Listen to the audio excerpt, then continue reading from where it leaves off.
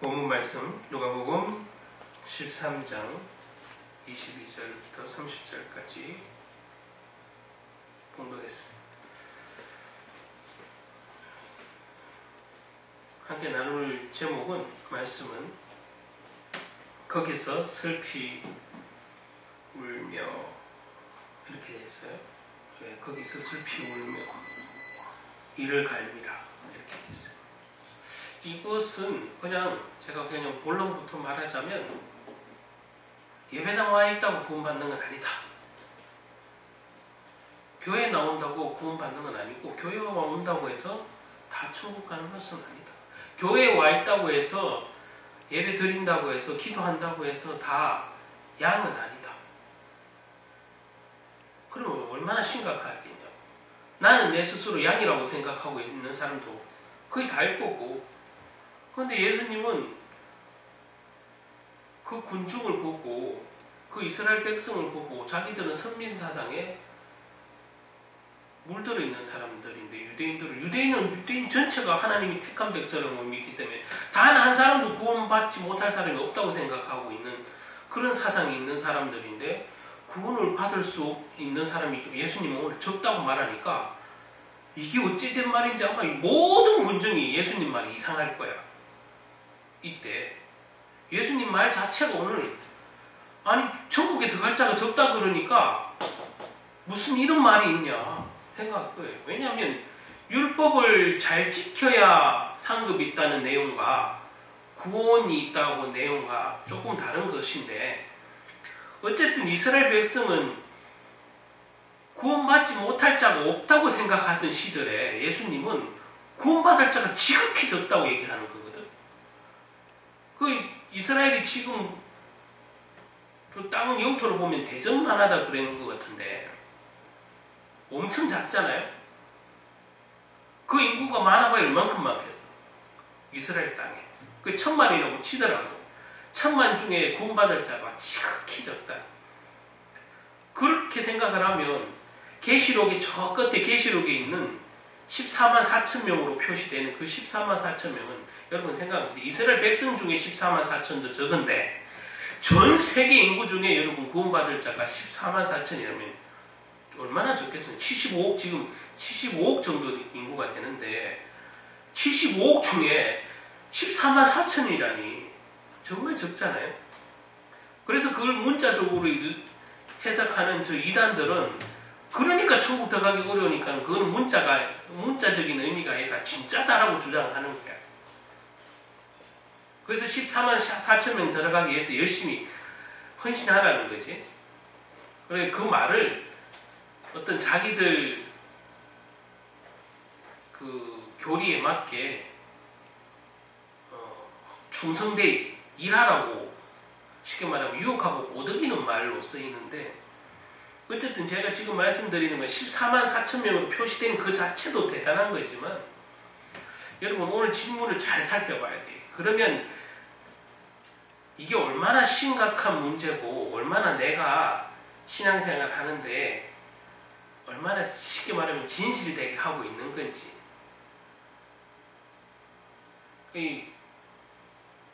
다른 용어로는 종교생활 한다 이런 표현을 쓰는데, 자기 스스로는 종교생활 한다고 생각하는 잘 없지. 나는 충성되이 한다고 하는 거지, 종교생활 한다고 생각하는 사람은 잘 없거든. 나는 교회에 충성되이 일하고 하나님 일을 충성되이 섬긴다고 생각하지, 나는 종교생활을 열심히 하고 있다 이렇게 말하는 사람은 스스로 없다고. 그렇게 얘기하는 사람도 없다고.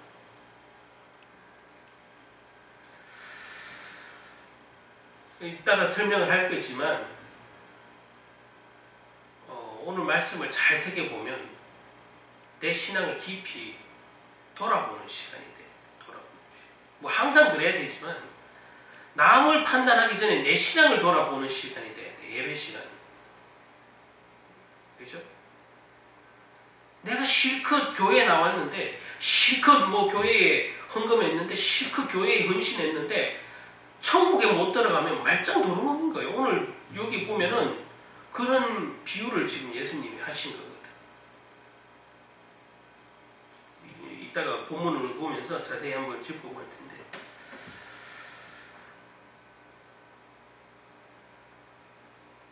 어떤 사람은 겉으로 보기에 되게 총명하게 보이는 사람도 있고 유능하게 보이는 사람도 있고 성숙하게 보이는 사람도 있어요. 그 모든 사람들의 본질, 그 인간이라는 본질이라는 측면에서 보면 다 똑같아요. 능력이 있건 없건 무능하건 잘생기건 못생기건 많이 배웠건 적게 배웠건 인간이라는 본질 안에는 똑같잖아요. 여러분 생각을 해보세요. 한라산에 있는 돌이나 예? 여기 있는 돌이나 이는 돌이나 뭐 이거는 뭐 진흙이 굳어서 돌이 됐다 아니면 뭐 모래가 굳어서 돌이 됐다 이는 그 구성 성분 말고 제가 말하는 건 돌은 돌이지 돌이 사람이거나 나무일 수가 없잖아요. 제가 그 본질을 얘기하는 거예요. 그 성분을 얘기하는 게 아니고 조각가가 아무리 잘 깎아 넣는 조각이라도 보면 와 잘 깎았다 참 멋있게 깎았다 멋있다 이쁘다 뭐 이렇게 표현할 수는 있지만 여러분 돌은 그냥 돌이에요. 그런데 돌의 본질이 안 바뀐다 이 말이에요. 제 말은 아무리 조각을 해도 멋있고 이쁠 수는 있으나 돌의 본질은 안 바뀌잖아요. 자, 사람이 많이 배웠고 적게 배웠고 높고 낮고 부자고 가난하고 그거는 그 사람이 보기에 남들이 보기에 괜찮아 보이고 괜찮아 유능하고 능력 있고 학식 있어 보이는 거지만 인간의 본질은 적게 배우나 많게 배우나 돈이 적거나 많으나 제 말은 모든 문제는 같다 이 말이에요. 모든 인생의 문제는 돈이 많으나 많이 배웠으나 적게 배웠으나 부자나 가난한 자나 재벌이나 일반 서민이나 인간 안에 우리가 인간사라고 그러잖아요. 인간사는 똑같아요. 본질이 똑같다고. 인간의 어느 문제는 어쩔 수가 없어요. 어쩔 수 없는 인간의 문제가 있다는 거예요. 그러니까 동양이든 서양이든 궁극적으로 인간은 뭘 추구해요? 행복이라는 단어를 추구하죠. 행복. 삶의 행복. 그 삶이 행복하는 기준은 개인마다 다 다르겠지. 돈이 있어야 행복하다고 생각하는 사람. 돈이 그래도 최고지. 그리고 오늘날은 누구나 다 돈이 최고라고 생각을 해요. 가장 행복의 최고 조건의 1순위는 뭐냐면 누구나 다 예수를 믿어도 다 1순위는 돈이 최고라고 대부분 생각해요. 어떤 사람은 사랑이 최고라고 하는 사람이 있겠지. 나는 돈이 별로 없어서 상관없는데 사랑을 받고 살았으면 좋겠어. 사랑이 최고라고 합니다. 아니면 나는 지식이 많았으면 좋겠어. 똑똑했으면 좋겠어. 그래서 나는 많이 배웠으면 좋겠어. 그게 자기 행복의 조건일 수도 있어요. 그러니까 제 말은 행복의 조건은 자기 생각하는 건 다양한데 본질이 똑같다는 얘기를 왜 드리냐면 그 행복하고자 하는 본질 속에 인간은 절대 행복할 수 없다는 그 본질이 똑같다고 얘기를 하는 거죠. 왜? 하나님을 떠났기 때문에 그렇다 이 말이에요. 성경에서 말하는 건 뭐예요? 인간이 행복을 아무리 추구하고 노력을 해도 절대적인 행복과 절대적인 평안을 얻을 수 없다는 게 성경이 말해주는 거예요. 사람이 노력을 하는 것은 좋은 거지만 노력이 절대적인 행복이나 절대적인 안식, 평안을 줄 수는 없다는 거예요. 그 인간에게 문제가 오는 것을 막고는 싶지만 어느 정도는 막을 수 있지만 막을 수 없어요. 인생의 문제를 막을 수가 없어요. 그 인생이 막을 수 없는 문제가 어디로부터 와서 어떻게 생기고 왜 생기는지는 아무도 몰라요. 그 동서양에 있는 철학자들이 많이 그걸 고민한 거 아니겠어요? 왜 인간은 힘든가? 여러분 대표적인 예로 석가모니가 그거 고민한 거 인생을 고민한 거 아니겠어요? 인생 자체를.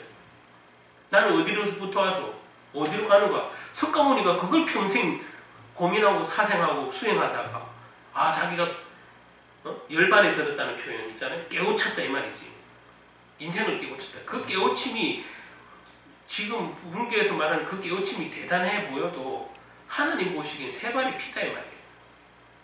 석가모니가 아무리 훌륭한 말을 하고 훌륭한 깨우침을 얻었어도 하나님의 지식이 전능하신 하나님 창조주의 지식에 10분의 1 아니 100분의 1 만분의 1 1억분의 1 뭐 로또처럼 뭐 80만 분의 1 그래 되겠냐고. 비교도 안 되지. 그런데 인간은 그런 깨달음 하나에도 감동받고 종교가 됐는데 여러분 예수님은 보면 사실 석가모니만큼 무슨 수행을 하는 분도 아니야. 그죠? 무슨 고행을 일부러 한 건 아니에요. 물론 예수님이 호의호식 알면서 그래 사시진 않았지만 석가모니처럼 사서 생고생을 하고 다니는 건 아니에요. 수행을. 그러나 이제 그 전하는 것 때문에 핍박은 받았지.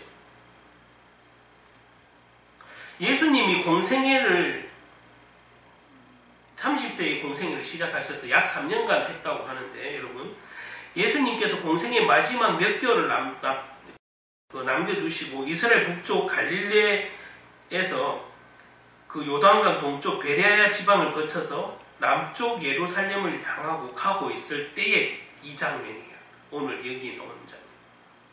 갈릴리 갔다가 북쪽에 이스라엘이 길게 생겼으니까 우리 남한 북한처럼 생각하면 돼요. 그래서 만약에 서울의 수도 있다가 예루살렘이잖아요.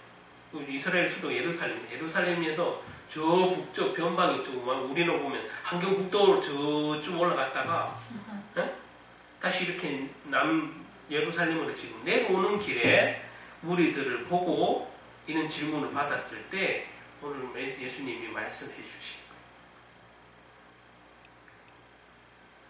거예요. 예수님이 앞서 지지난주까지 천국은 무엇에 비유할까 이럴 때 겨자씨 비유했고, 그죠? 겨자씨 비유했고, 또 누룩 비유했잖아요. 누룩은 하나님 나라의 확장을 얘기한다고 대표적으로 얘기했죠. 자, 천국은 그와 같다고 비교했어요. 근데 그 천국에 들어가려면 어떻게 해야 됩니까? 이제 이걸 질문하는 거예요. 오늘 질문에. 예? 오늘 질문이 그거예요. 그런 말씀을 천국은 마치 겨자씨와 같고 누룩과 같다는 말씀을 하신 후에 그 뒤에 이제 질문하는 사람이 어떤 사람이 예수님께 여쭈었다는 거죠. 23절에 이렇게 증거하죠. 어떤 사람이 여짜오되 주여 구원받는 자가 적으니까 이래 하니까 예수님께서 그 질문한 사람 그 사람 한 사람에게만 대답을 해주는 게 아니라 그들에게 이르시되 이랬어. 그러니까 그 무리에 지금 말씀을 듣는 모든 무리에게 얘기하는 거예요. 그들에게 이르시되 질문자한테만 말하는 게 아니죠. 그 회중에게 말하는 거죠. 그들에게 이르시되 하나님 나라가 눈에 잘 보이지 않는 겨자씨 하나가 같고 밀가루 속에 넣은 누룩과 같다고 천국을 앞서 비유했잖아요. 그러면서 구원 얻을 사람이 적다는 말씀을 하셨잖아요. 그래서 진짜 정리하고 오늘 어떤 사람이 물어보는 거예요. 이 질문을 한 사람이 어떤 사람이. 이 얘기는 그 사람이 그 예수님이 설교를 듣고 있는 그 군중의 대표로서 아마 했는 질문 같아요. 왜냐하면 예수님이 묻는 사람에게 지칭해서 대답하지 않고 복수형으로 그들에게라는 표현을 쓰는 거 보면 그 안에 있는 군중들의 지금 심리가 예수님이 그 한 말이 천국에 들어가는 사람이 적다고 한 말이 심히 찜찜하거든. 너무 찜찜하다 이거예요.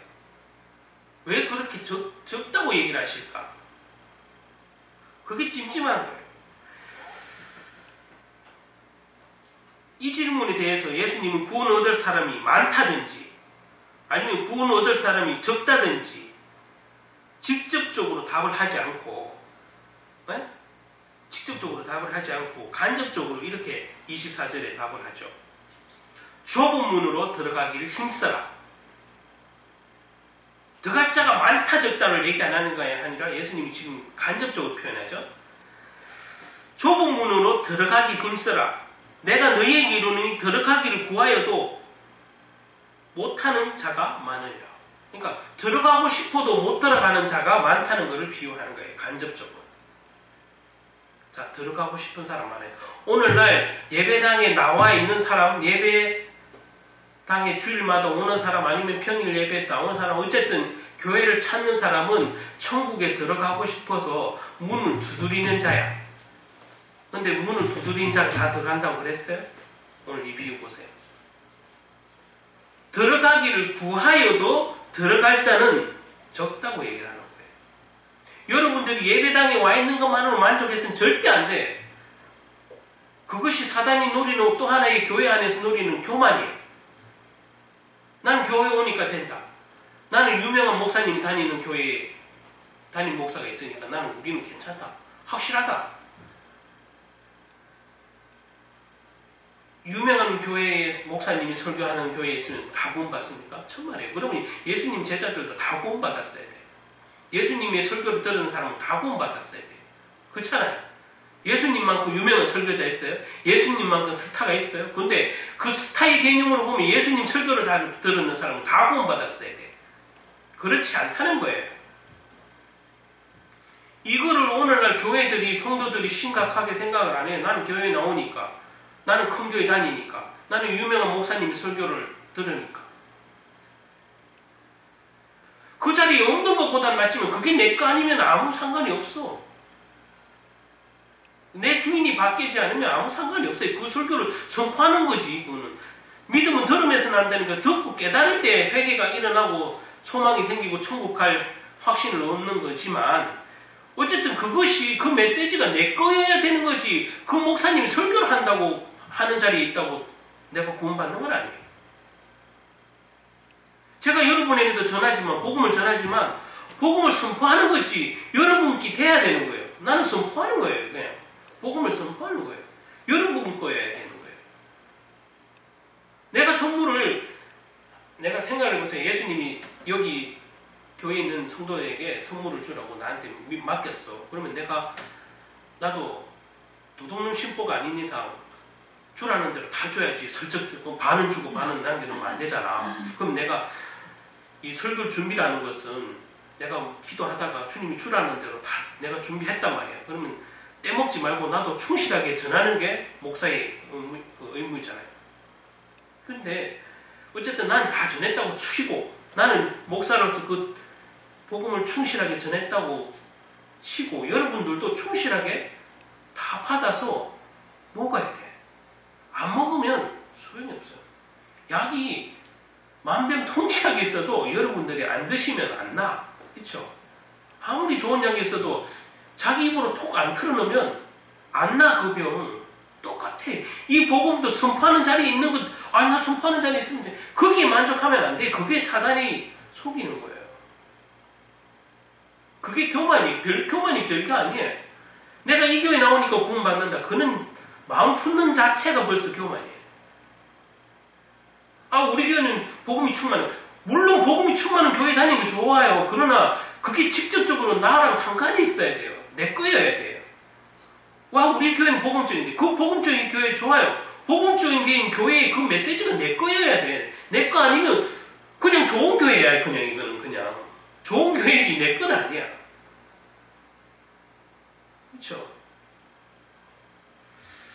그래서 구원을 너무 가치없게 생각하는 거예요. 너무 쉽게 생각해요. 난 그 교회 나오면 구원받고 괜찮은 목사님 밑에 설교 들으면 다 구원받는 거라고 생각해요. 예수님이 제자들을 가르칠 때도 계속 경계하는 것은 예수 믿으면 신분이 바뀌는 건 확실하지만 뭐가 안 돼요? 주인이 안 돼. 메시지는 듣는 자리 있잖아. 그 메시지가 나를 이렇게 거듭나게 하고 이렇게 내가 주인 삼았던 그 세상의 가치관을 180도로 바꿔놓는 메시지가 돼야 되는데 그건 없고 나는 주님 따라 예수님 따라다니니까 괜찮아 이렇게 생각하는 거랑 똑같다고. 예수님 제자들이 예수님하고 12시간 그냥 같이 다니니까 나는 괜찮아 예수님이 나를 사도로 불러주고 그렇게 생각하는 자체가 되게 위험한 거예요. 예수님만 졸졸 따라다니면 구원받아요? 아니에요. 예수님 메시지를 내 거로 붙잡는 사람이 구원받는 거예요. 예수님을 쫄쫄 따라다닌다고 구원받는 게 아니야. 마찬가지 오늘날도. 오늘날에도 여러분들이 매주 나는 교회 나오잖아. 한 번도 안 빼먹고 나오잖아. 그거 좋은 일이에요. 칭찬할 일이에요. 그러나 그게 구원하고 연관이 있어야 돼. 그게 상관이 있어야 돼. 교회만 열심히 나오면 뭐해? 생명이 있어야지. 안 나오는 거 좋잖아. 이는 비유하지 마요. 그는 유치한 비유하지 말라고. 나 안 나오는 것보다 좋지. 물론 안 나오는 것보다 좋지. 근데 제일 불쌍한 사람은 복음을 실컷 듣고 내 안에 생명이 없어서 천국에 못 들어가는 사람, 오늘 저기 제목처럼 거기서 슬피우며 천국 문 앞에서 천국에 들어가지 못하고 주님이 나 너 모른다고 하면 슬피 운다고 돼 있잖아요. 오늘 비유가. 이것만큼 원통한 게 없는 거예요. 여러분. 안 그렇겠어요?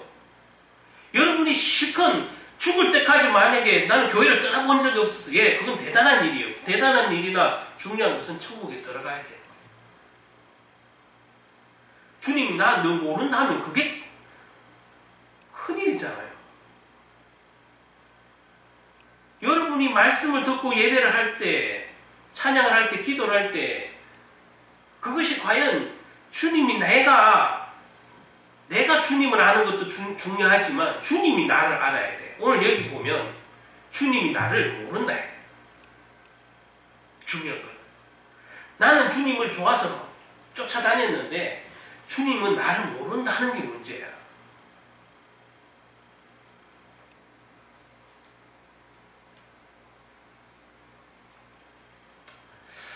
이따가 뭐 조금 본문 보면서 말할 건데 예수님의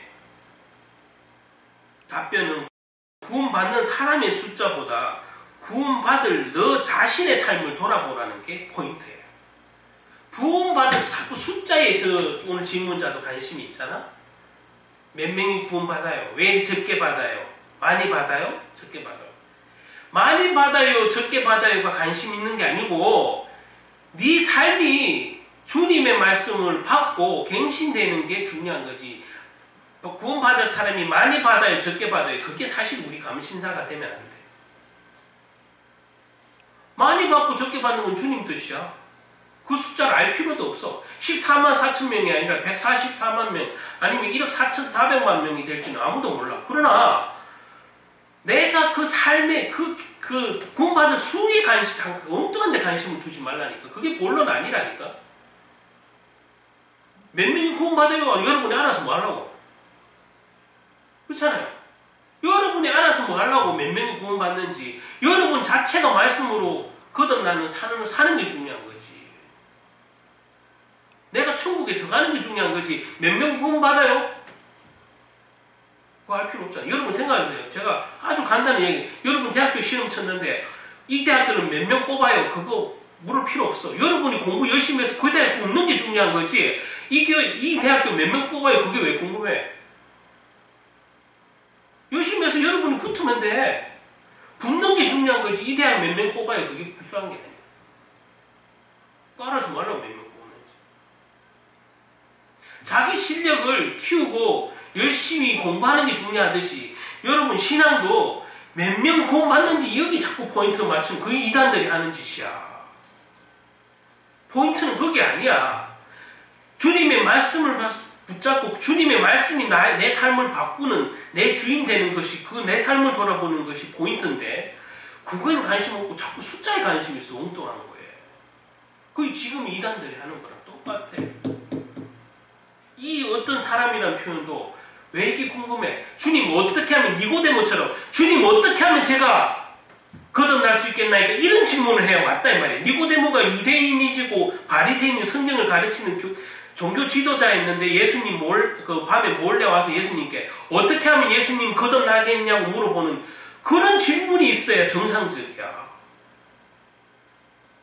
그 얘기는 자기 삶을 돌아봤다는 거야.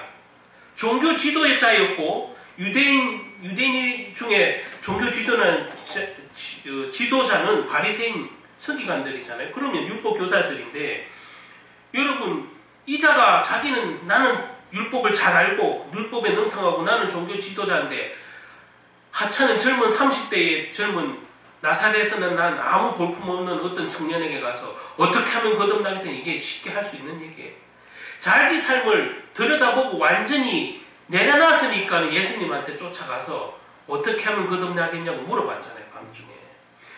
그게 필요한 거예요. 여러분 말씀을 들을 때 나를 돌아보는 삶이 내 신앙을 점검해보는 게 중요한 거예요. 불신자라면 나의 삶을 들여다보는 게 중요한 것이고 그런데 몇 명 구원받아야 거기에 관심이 있으면 안 돼. 그 이단들이 노리는 거예요. 어떻게 하면 거듭나겠습니까? 물어봐야 돼. 어떻게 하면 내가 그럼 종교 생활을 끝내겠습니까? 어떻게 하면 내가 복음을 정확하게 알겠습니까? 그걸 질문해 봐야 되지. 몇 명이 구원받습니까? 여기에 관심이 있습니다.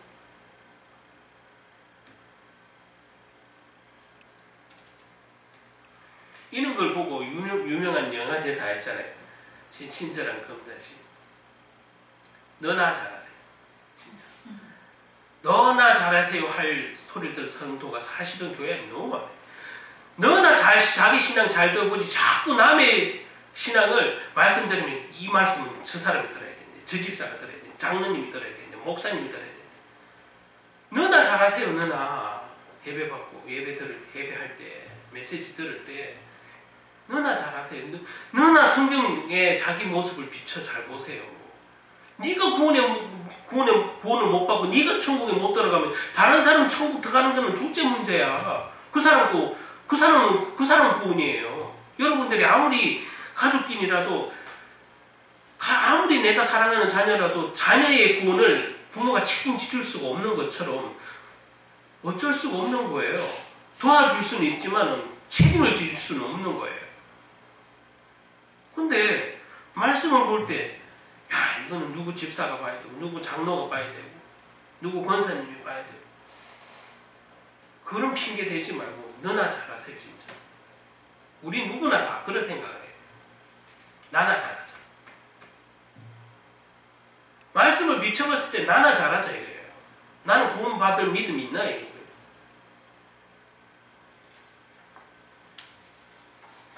자꾸 딴 데 관심이 있으니까 저 사람 저게 다 틀렸고 저 사람 교회 와서도 저게 나쁘고 막 이런 소리만 하는 거지. 은혜 안 되는 소리만 하는 거지.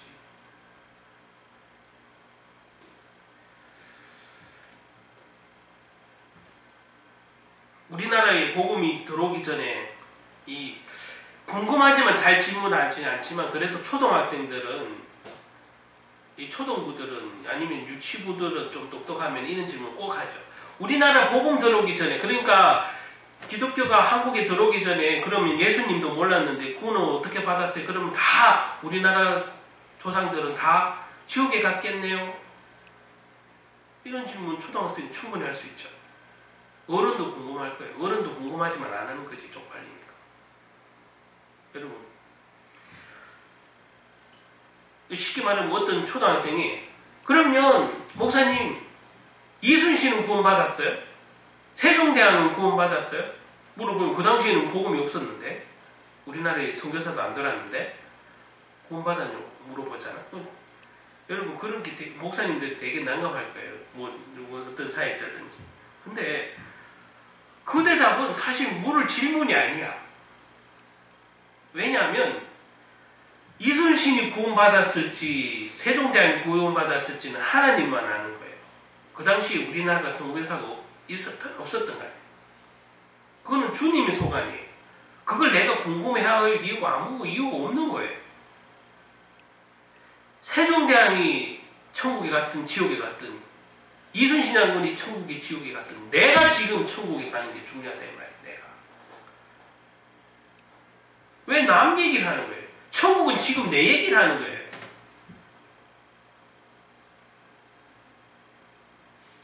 네가 구원받을 영혼이어야 되는 거예요. 네가 구원받을 죄인이라는 걸 성경이 알려주고 있는 거지. 자기는 회개치도 않고 자기 신앙을 돌보지 않으면서 남 구원받았을까봐 그는 신경 써요. 그는 신경을 안 써도 돼요. 그거는 하나님이 알아서 하실 거예요.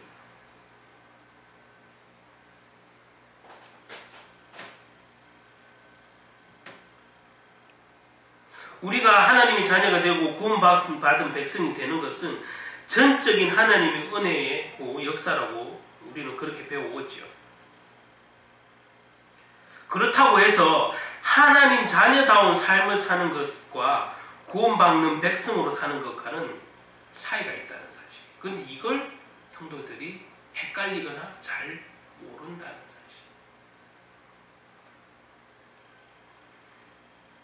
즉 예수를 믿으면 신분은 즉각 우리가 예수를 믿는 하나님의 자녀의 신분으로 바뀌지만 우리의 생각과 마음은 즉각 안 바뀔 때도 많으므로 말씀과 기도를 통해서 거룩한 삶으로 온전한 삶으로 자꾸 옮겨가는 작업을 하는 게 우리 신앙생활이잖아요.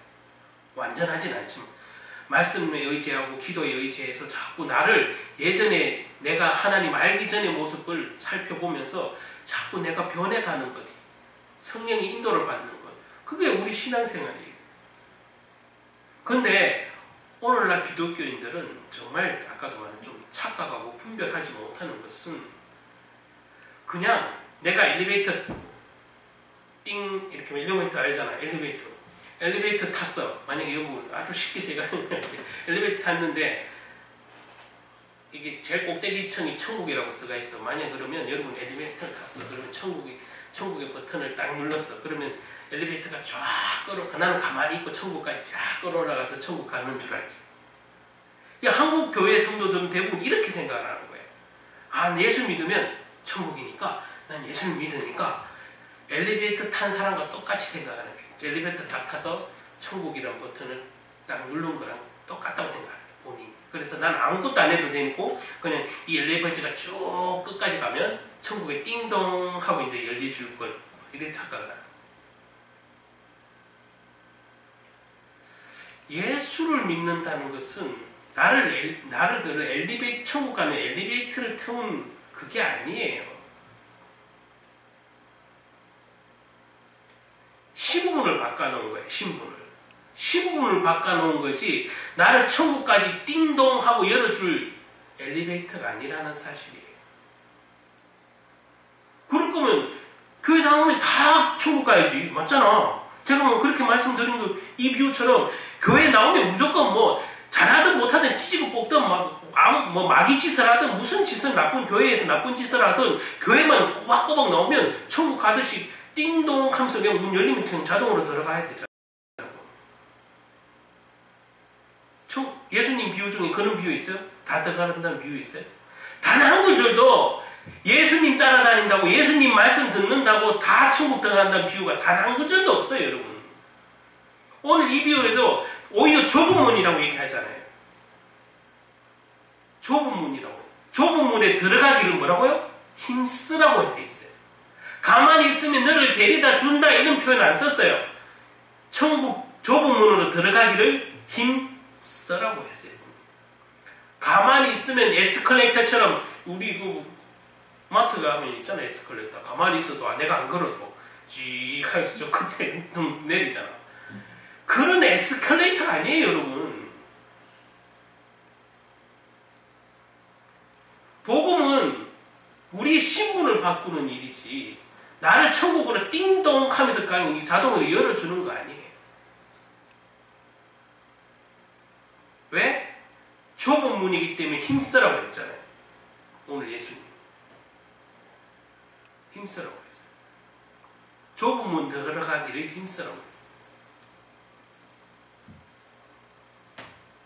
마태복음 19장 24절에 보면 우리 이 비유 많이 들었죠. 교회에서 보면 천국에 들어가기가 낙타가 바늘 귀 들어가는 것보다 어렵다는 비유를 우리는 설교 중에 많이 듣잖아요.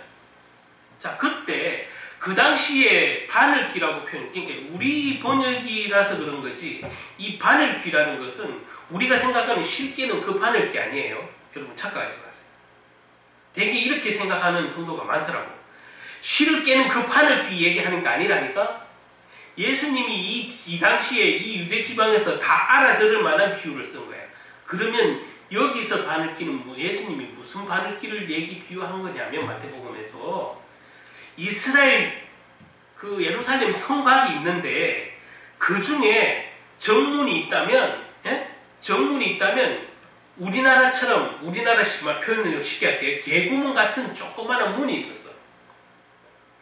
성에 정문이 있고 뒤에 조그마한 개구문 같은 우리 표현이 그렇지만 그런 작은 문이 있었다고. 그 작은 문은 사람이 어른 기준으로 이렇게 고개를 완전히 숙여야 들어갈 수 있는 정말 작은 문이에요. 그 성에 이렇게 숨어져 있는 비상구 같은 그 작은 사람이 숙여야 들어갈 수 있는 그 작은 문을 이스라엘 사람들은 그 성문의 이름을 바늘귀라고 불렀다 이 말이에요. 그래 이게 우리식으로 번역된 거예요. 그 성문의 이름이에요. 이 바늘귀. 이 바늘귀는 이 바늘귀가 아니고. 다 알아들을 만한, 유대인들이 다 알아들을 만한 그 성문을 예를 들면서 예수님은 이렇게 말씀하신 거예요. 그 성문, 바늘귀라고 불리는 그 성문에 들어가기가 사람도 반을 접어야 들어갈 만큼 좁은 문인데 낙타가 들어가겠어요? 낙타는 전혀 못 들어가요. 그래서 오늘 예수님이 그 마태복음의 비유를 그렇게 하신 거예요. 낙타가 바늘귀에 들어가기 어려운 것처럼 그렇다, 천국이.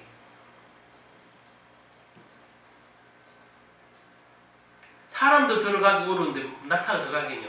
그 키 큰 낙타가 등 호까지 불룩불룩 있는 낙타가 들어가겠어요? 절대 못 들어가요.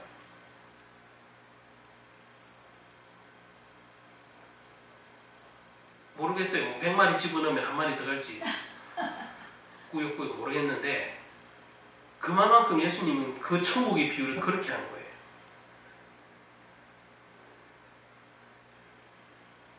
그게 힘쓰란 얘기예요. 네 구원을 위해서 힘쓰란 얘기예요.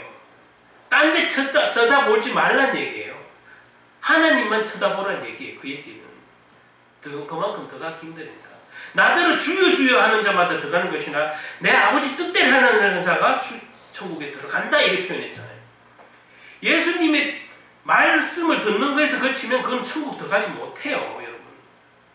예수님 말씀대로 행하는 자라야, 아버지 뜻대로 행하는 자라야 천국에 들어간다고 예수님이 분명히 말씀하시죠. 그래서 힘쓰라는 거예요. 말씀대로 행하기를 힘쓰라는 거예요. 가만히 있으면 천국에 데려다 주는 게 아니야.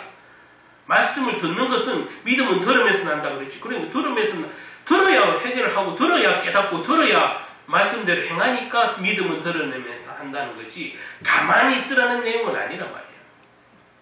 근데 오늘날 이게 되게 왜곡이 돼 있어요. 성도들이 교회에 와서 아무것도 안 해도 따놓은 당상처럼 교회를 다닌다니까. 자기 신앙을 전혀 안 돌아봐요. 그리고 남 신앙을 평가하지. 그러니까 그러다 남 신앙 평가하다가 싸워. 그렇잖아요. 그러니까 너나 잘하세요. 자기가 잘하고 있으면 남도 잘하고 있는 거예요. 자기가 잘하고 있으면 남에게도 선한 말을 하겠고 살리는 말을 하겠죠. 남 평가하는 게 아니라. 남 헌신한다 안 한다 안 섬긴다 얘기하지 말고 내가 은혜 받으면 내가 섬기면 되잖아요. 자기가 안 섬기는 것처럼 남도 안 섬기는 이유가 다 있는 거예요. 오늘 여기도 보면 예수님 비유가 25절에 이렇게 나오죠. 집주인이 일어나 문을 한 번 닫은 후에 너희가 밖에 서서 문을 두드리며 주여 열어주소서 하면 그가 대답하여 이르되 나는 너희가 어디서 온 자인지 알지 못하느니라. 여러분 이게 얼마나 심각한 얘기예요. 여러분 시큰 교회 다녔는데 내가 천국인 줄 알고 딱 죽었는데 내 영혼이 은혜 딱 도착했는데 주님이 내 앞에 계시긴 한데 문을 닫아주고 안 열어줘. 아니 주님 저라니까요. 나 몰라요? 저예요. 제가 평생 신앙생활 했잖아요. 여러분. 저 평생 교회 다녔어요. 저 평생 헌금했는데요. 근데 주님이 나는 너를 알지 못해. 내가 오늘 죽었다고 해요. 목사님 제가 오늘 죽었어요. 오늘 천국인지 어땠는지 모르는데 올라갔어. 그래서 앞에 보니까 주님이 있어. 그래서 야, 나는 천국에 도착했구나. 안심하고 있는데 주님이 나를 김원만 넌 나를 모르겠는데 라고 말하면 얼마나 황당하겠냐고. 그래서 내가 아니 주님 저는 신앙생활 지금 오늘 죽었다고 칠 경우에 내가 신앙생활 20년 했잖아. 그러면 20몇 년 했잖아. 그러면 저는 신앙생활 20년 몇 년을 하고 왔습니다. 제가 평택에 생명 살리는 게 담임 목사까지 하고 왔는데 근데 주님이 나는 너를 도무지 알지 못한다. 이런 말하면 이렇게 억울할 때가 어디 있냐고. 억울하겠죠. 억울해요. 근데 이게 심각한 거예요.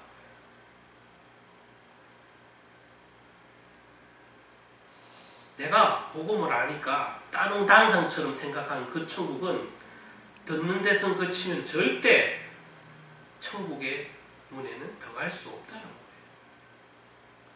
오늘 제가 이걸 읽으면서 되게 놀라운, 그동안은 난 이렇게 세세하게 안 봤는데 한 가지 아주 구체적인 이유를 내가 발견을 했는데, 그전에는 저도 몰랐어요.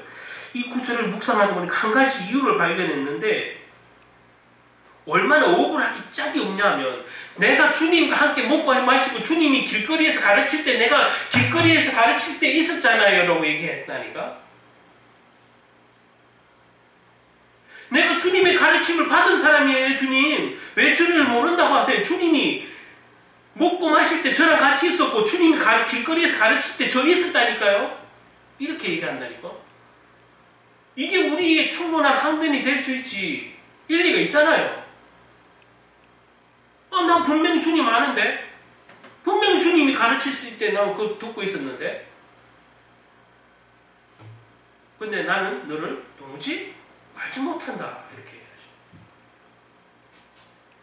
주님이 기억상실입니까? 예수님이 기억상실이냐?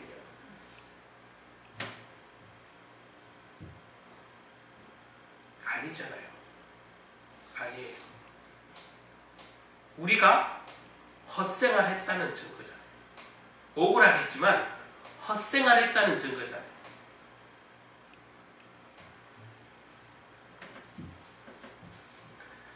가수 김동현이라는 가수 알죠? 옛날 가수 수영 툭스럭하게 막 하연스러워 툭툭 하시고 CM송에 참 대가잖아요. 광고 음악 그죠? 물론 기억이 안 나? 대표적으로 알려줘. 스크류바 있잖아. 스크류 삐삐 꼬였네. 그 노래 지은 분 롯데금 이런 여러 수많은 CM송 지은 그분 있잖아요. 그분이 원래 가톨릭 신자래요. 세례명도 있고 있는데 젊은 시절에 가톨릭 신자인데 자기가 그 CM송으로 엄청나게 돈을 부와 명예를 얻고 잘 나가니까 천주교였는데 가톨릭이었는데 성당도 안 다니고 그냥 신앙을 버렸대요. 그러다가 여러 돈 한참 벌 때 사업에 손대고 사기꾼들을 구해서 엄청 또 실패를 봤대요. 그리고 수행을 그래서 세상이 싫어서 가톨릭이지만 성당 이렇게 기도하러 성당에 간 게 아니라 세상이 싫어서 절에 가서 수행하려고 갔었대요. 막 수영 기르고 수행하고 한 20년을 또 수행했대요. 그 세상 생활 안 하고. 저분이 어디 갔나 했잖아요, 우리. 한 20년 가까이 그래 수행 생활을 했대요. 근데 수행 생활 마칠 때 자기 마음에 큰 깨달음이 있어서 다시 내려와서 신앙생활을 시작하고 사회생활을 하기 시작했다.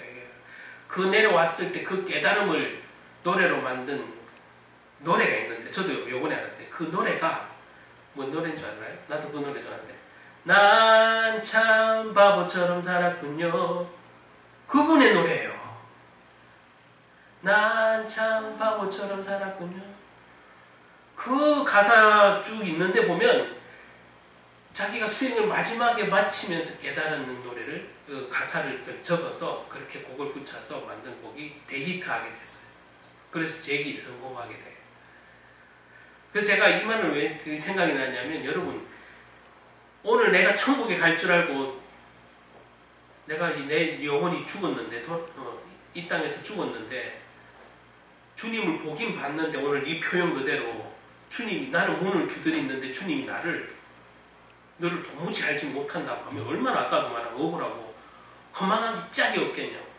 근데 주님이 원망할 게 아니라 내가 그동안 수많은 기회가 있었는데 내 삶을 내 신앙을 돌아보지 않았다는 사실.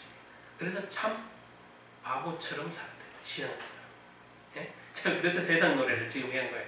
신앙생활을 자기 모습도 돌아보지 않고 참 바보처럼 신앙생활했다 이 말이에요. 실컷 신앙생활 만약에 40년, 50년, 60년, 70년 요즘 100세니까 그래 수십 년을 하고 교회에서 무슨 일을 했다고 자기 나름대로는 엄청 자랑거리를 삼아서 예수님 앞에 딱 섰는데 예수님은 나는 너를 도저히 모르겠다 이러고 그러면 예수님이 원망되겠지. 그런데 내 인생이 수많은 시간이 있었다는 사실이에요. 회개할 수 있는 기회가 있었다는 거예요.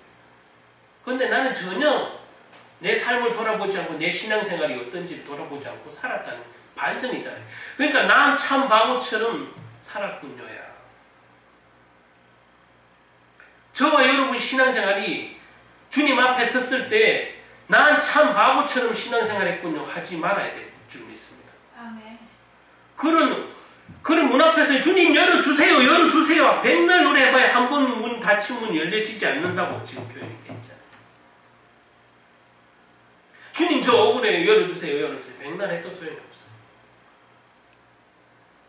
그래서 원통에서 거기서 슬피 울며 이를 간다고 표현을 해놓은 거예요. 오늘 예수님 그런 허망한 신앙생활 허망한 종교생활 하지 말라고 예수님이 이 당시 유대인들에게 지금 하는 말 아니냐고. 그럼 저와 여러분에게도 교회 다닌다고 내가 교회에 무슨 한자리 하고 있다고 무슨 집사라고 원사라고 장로라고 목사라고 예외가 없단 얘기예요.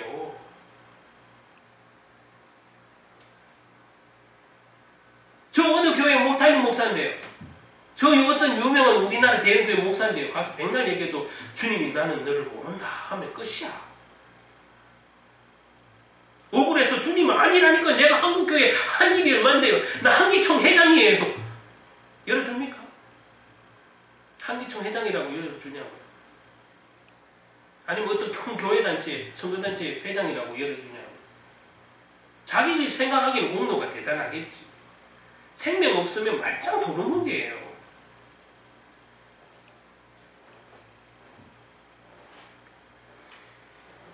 이처럼 우리는 그냥 이 복음을 아주 그냥 천국 가는 따놓은 당상으로만 생각하라. 자기 신앙 안 보고 말씀 들을 때도. 그러니까 별로 감동이 안 오고 긴장성이 없어. 지난번에 자기가 다른 소리가 이 말씀을 들을 때 말씀에 대한 긴장성이 전혀 없어요. 내 신앙을 돌아보고. 마귀는 그런 걸 노린다니까. 그게 교만인 거예요. 그게 교만인데 교만인 줄 모르고 다니는 거지. 나를 안 돌아보고 남을 정죄하는 성파라고 하고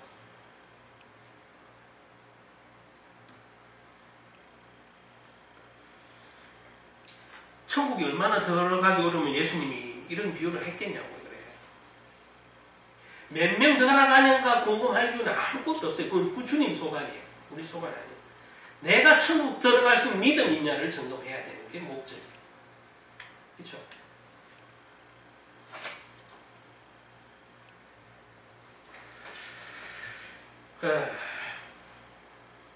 천국 문 앞에서 여러분들이 거절당한다고 생각해 보세요. 예?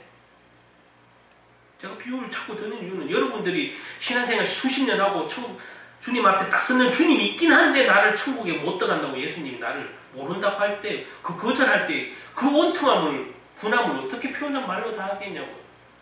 그래서 거기서 슬피 울며 이를 갈미 있으리라. 원통해도 근데 소용없어요. 주님한테 데모해도 소용없어요. 한 번 닫힌 문은 다시 열려지지 않으리.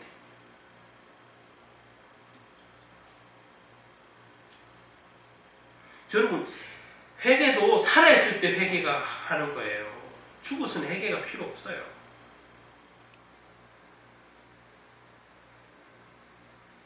그래서 제가 다른 설교할 때도 말씀드렸죠.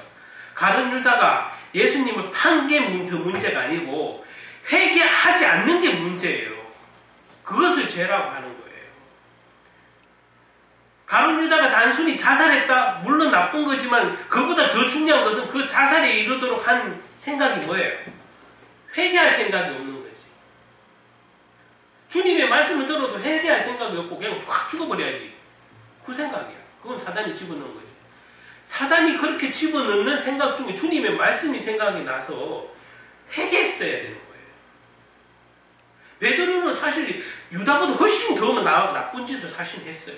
자기는 맹세까지 했잖아요. 나는 절대 예수님을 버리고 가는 일이 없고 예수님을 모른다 안 할 거라고 3번이나 했어요. 그런데 베드로가 참 다행이고 베드로가 구원받은 성도가 된 사도인 것은 회개하잖아. 그것이 3번이든 4번이든 주님은 용서하시잖아. 가룟 유다도 예수님을 팔았어도 회개했으면 구원받았을 텐데, 용서받았을 텐데, 회개하지 않고 그냥 확 죽어버렸네. 그게 사단이 하는 짓이야. 회개의 기회를 잃어버리게 하는 거야. 그래서 자살은 나쁘다는 거야. 주님의 뜻이 아니라는 거예요. 네?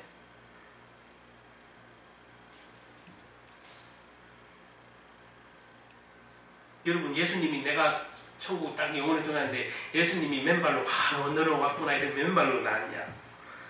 아니면 본체 만찬하냐? 뭐 그는 예수님이 나를 어떻게 맞아줄까? 그는 허구맹랑한데 관심 두지 말고 내가 그냥 지금 이 순간 회개하는 양심이 있냐?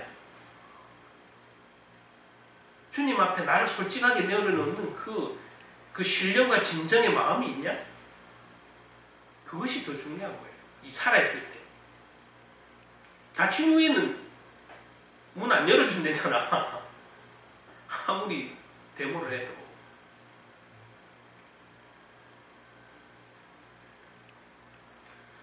천국에서 거절당하지 않고 주님이 수고했다, 충성된 내 종아, 이런 저와 여러분 되시기 바랍니다. 아멘. 그게 여러분 목표예요. 신앙생활 하는 이유고.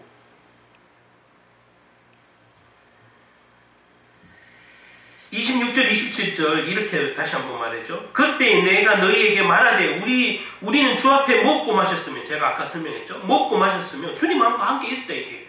주님과 함께 먹고 마셨으며 또 우리의 길거리에서 가르치셨나이다. 아니, 가르치는 자리에 나 있었다니까요. 주님과 함께 먹고 마셨다니까요. 나 주님 편이에요. 주님 팬이에요. 팬이라도 못 가요. 주님 팬이라도 못 간다고. 예수님 팬이라도 못 가. 생명이 있어야 돼. 말씀이 있어야 돼. 예수님을 단순히 따라다니고 예수님 말씀이 좋아서 따라다니는 수준 갖고 안 된다는 얘기예요.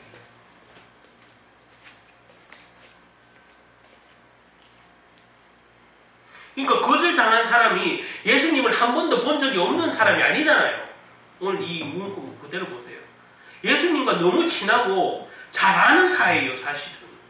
그런데 천국 앞에서, 문 앞에서 여러분 거절당한 거예요.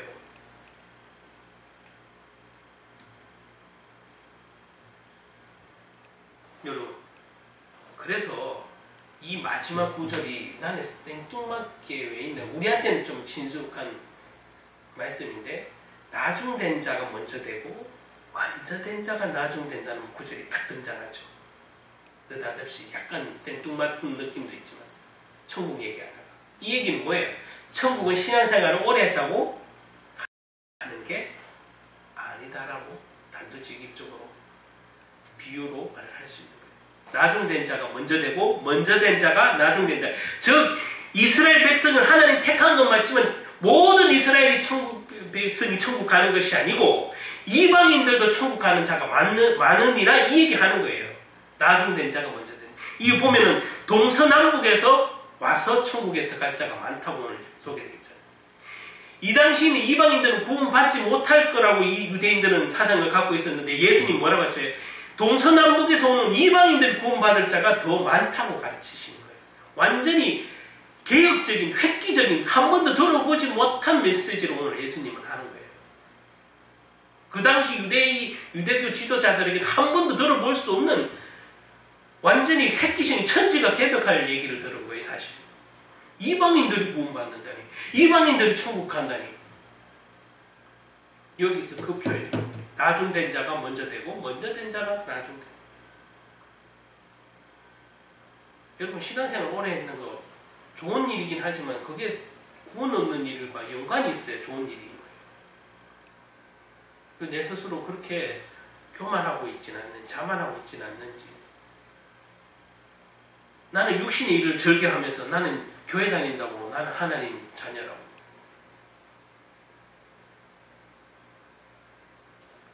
그런 신앙생활은 지금 오늘 이 메시지를 들을 때 듣고 회개하시고 주님 앞에 무릎 꿇을 때 그것이 구원받을 영혼인 거예요.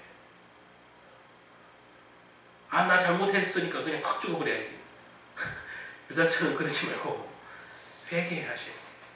주님 앞에 모든 걸 내려놓고 주님 여러분을 100번, 1000번이라도 용서하신다니까. 그게 살아있을 때 기회에 있는 거예요. 살아있을 때 구원 얻을 믿음을 가질 수 있는 거예요. 마지막으로 말씀 드리겠습니다. 여러분이 주님을 부르는 것은 그저 입에서 나오는 공기의 이 울림이 아니고, 여러분, 예?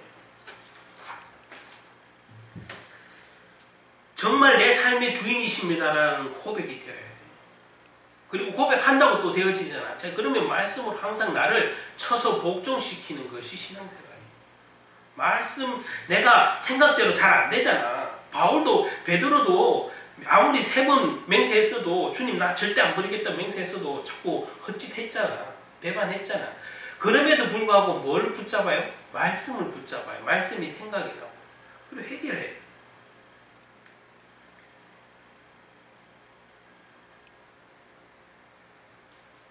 여러분, 여기서 보면 불법을 행하는 것, 악을 행하는 사람이라고 말씀하셨는데 내게서 떠나라고 했어요. 뭐가 불법이고 뭐가 악을 행하는 사람이냐면, 입으로는 주여 주여 했는데 실제 주님의 그 말씀대로 안 따르는 자들을 향해서 말씀하신 거잖아요. 그것이 불법인 거예요. 불법이 뭐 다른 도둑질하고 뭔 짓하고 있는 자범죄를 얘기하는 거 아니에요. 그거는 당연히 세상에서도 되지만, 예? 주님이 진짜 하고자 하는 말은 뭐예요? 입으로만 주여 주여 하는 거예요, 말 그대로.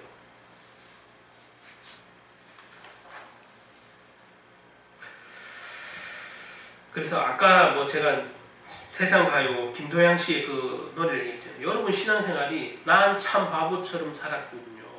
인생 이래 종치면 안 되잖아요.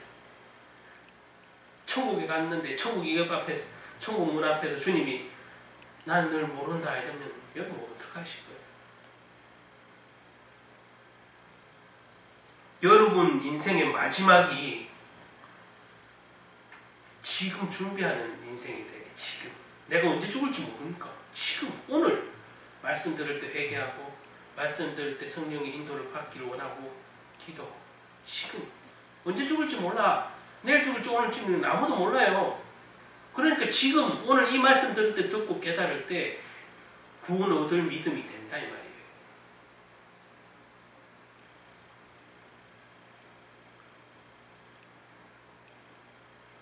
그리스도인으로 살아가는 것은 좁은 문으로 가는 걸 오늘 예수님이 얘기하셨잖아요. 그런 의미이기에 참으로 쉬운 일은 아니에요. 때로는 힘들고 고독하고 나만 받는 고난이라고 생각할 수도 있어요.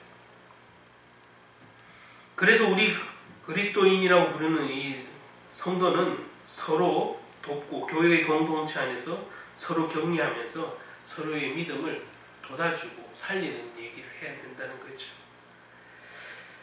신앙의 길이 본래 이러함에도 불구하고 사람들에게 주님을 쉽게 전하려고 마치 그냥 복을 주는 대상으로만 이 복음을 소개한 한국교회는 정말 이 시간 오늘날에 회개해야 돼요. 저 포함해서. 복을 받을 존재로 주님을 소개하면 안 돼요. 단순히. 그건 따라오는 건데 신분이 바뀌고 주님의 인도를 받으면 그냥 따라오는 복인데 그거를 그냥 본질인 것처럼 본질을 좀 왜곡해서 복음을 왜곡해서 다른 종교처럼 그냥 복 비는 종교로 하나님을 믿어요. 복을 비는 종교. 다른 종교는 복 안 빌어요. 다 빌어요. 부처님 앞에서도 빌고. 예?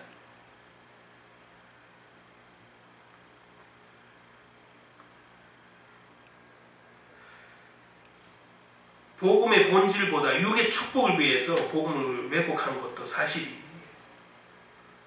한국 교회가 교회다움을 상실하게 된 것은 복음을 왜곡했기 때문에. 그 복음을 왜곡했다는 말이 뭐예요? 복 달라는 존재로 주님을 믿는다는 게 문제예요.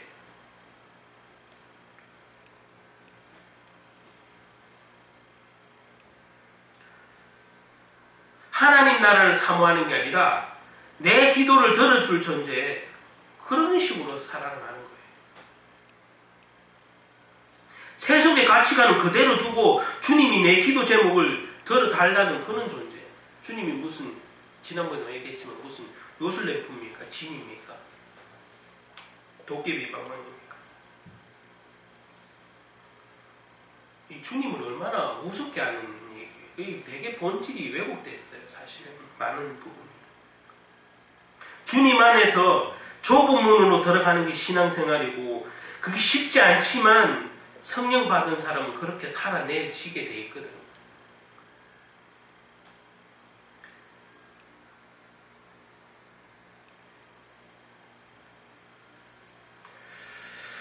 이 성령 충만한 사람들의 특징은 다 뭐 선교사님들이든 보면 어려운 환경에서 보면 그 어려운 환경, 먹고 자는 것조차 힘든 환경에서도 자기보다 더 거기 사는 원주민들의 그 어려움과 아픔을 보면서 함께 울면서 그 쓸쓸함과 고독을 함께 아픔을 같이 느끼면서 그 순간에도 그들은 뭐를 소망하고 기뻐해요?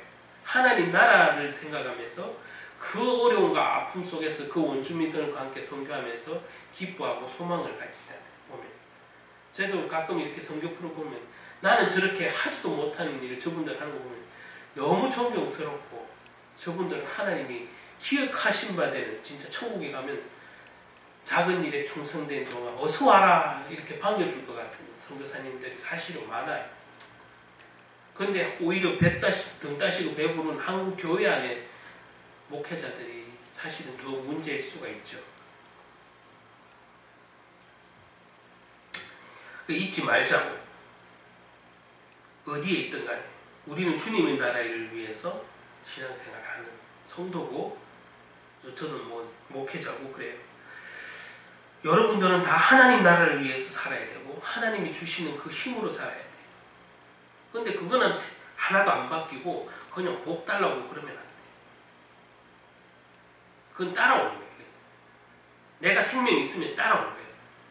내가 천국 갈 구원을 얻을 만한 믿음이 있으면 따라오는 복에 그럼 주시겠다고 하셨으니까. 잊지 마십시다. 여러분들이 매일매일 천국 갈 준비를 하고 있는 거라는 사실. 하루하루 사는 것이 천국 갈 준비를 해야 된다는 사실. 그러면 어떻게 살아가게 돼요? 말씀을 들여다보고 내 삶을 들여다보는 삶을 살아야 되겠죠. 언제 죽을지 모르는 거. 매일매일 천국 가는 준비하는 거예요, 사실. 저와 여러분이 아무리 젊어도. 예? 1년 뒤에 죽을지, 2년 뒤에 죽을지, 10년 뒤에 죽을지 알아요? 아무도 몰라요. 믿음 충만하다고 일찍 안 죽어요? 믿음 충만해도 일찍 죽어요. 선교사님들 실컷 고생하고 보면 60도 안 돼갖고 죽는 분들 많잖아요. 요즘에 그 TV도 보면. 그분들이 하나님 일을 안 해서 일찍 죽었어요? 아니면 믿음을 적어서 죽었어요? 아니면 중병 걸렸어요? 아니에요. 그거와 상관없이 언제 죽을지 모르는 거예요. 그래 오늘 사는 것은 천국을 준비하는 거예요. 그러면 천국 갈 믿음을 준비하는 거겠죠. 기도하겠습니다. 하나님 아버지, 우리가 지나온 삶을 돌아보면 종종 참 바보처럼 살았다고 후회할 여러 가지 일도 있습니다.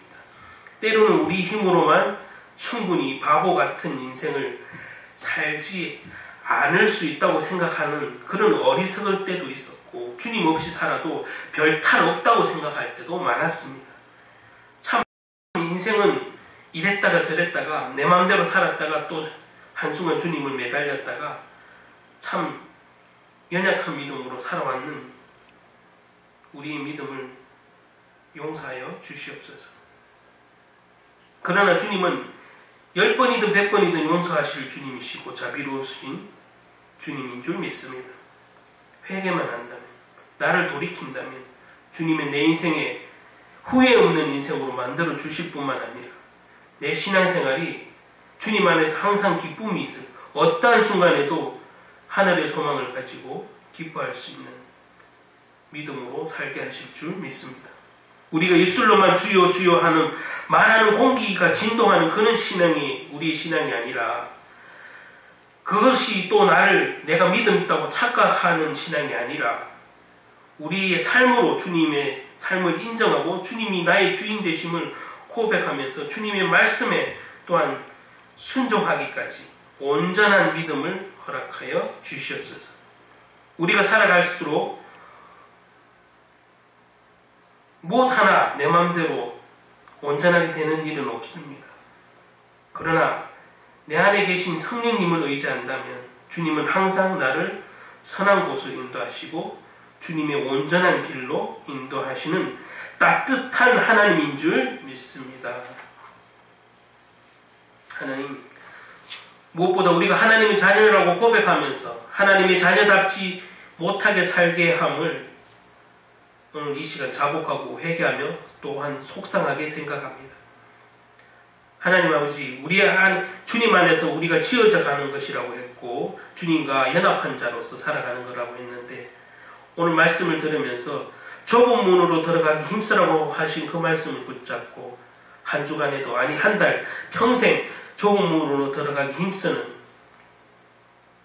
그래서 믿음이 흔들리지 않는 주님과 항상 동행할 수 있는 우리 성도님들과 모든 가족들이 되길 원합니다. 주님 도와주시옵소서. 우리가 호흡을 이 땅에서 다 마치는 순간 하나님 앞에 섰을 때 난 참 바보처럼 살았군요. 이는 노래를 부르는 게 아니라 정말 주님이 나를 기꺼이 맞아주시고 주님이 나를 기억하시고 작고 작은 일에 충성된 조가 어서 와라 수고하였다 라고 말할 수 있는 그런 칭찬의 상급이 있는 성도들이 다 되게 도와주시옵소서. 예수님 이름으로 기도합니다. 아멘.